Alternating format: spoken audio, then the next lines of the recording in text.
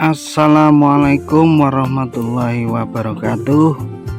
Berjumpa lagi dengan Wong Deso.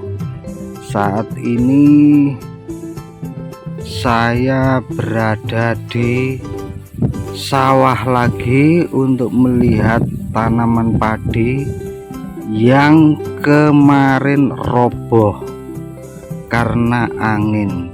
Ya sahabat-sahabat, jadi kemarin itu terjadi hujan lebat yang disertai dengan angin sehingga membuat beberapa tanaman padi di wilayah saya itu banyak yang roboh.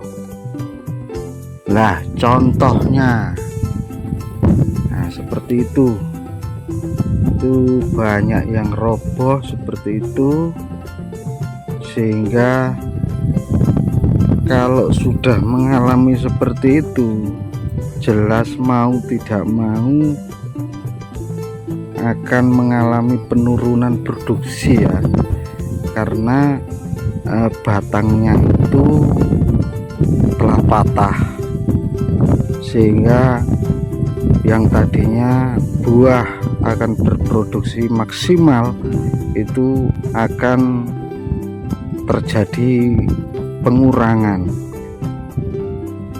yang disebabkan karena patahnya batang tadi itu ya. Dan juga sebagian buahnya itu juga terendam oleh air. Jadi itu yang bisa saya sampaikan. Sehingga untuk penanganannya bagaimana, ya seharusnya memang diikat dan didirikan kembali, namun itu pun juga tidak bisa begitu menolong. Jadi solusi yang terbaik dibiarkan saja sampai menunggu kondisi buahnya tua. Jangan sampai kemudian yang lainnya itu terpengaruh roboh ya.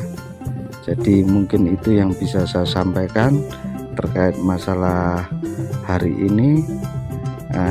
Mudah-mudahan saja yang roboh juga tidak terlalu berpengaruh banyak.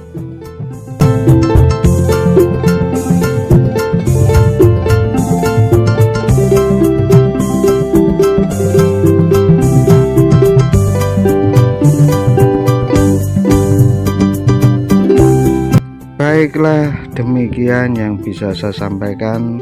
Semoga apa yang saya sampaikan bisa menghibur sahabat-sahabatku semua, khususnya Wong Deso Channel.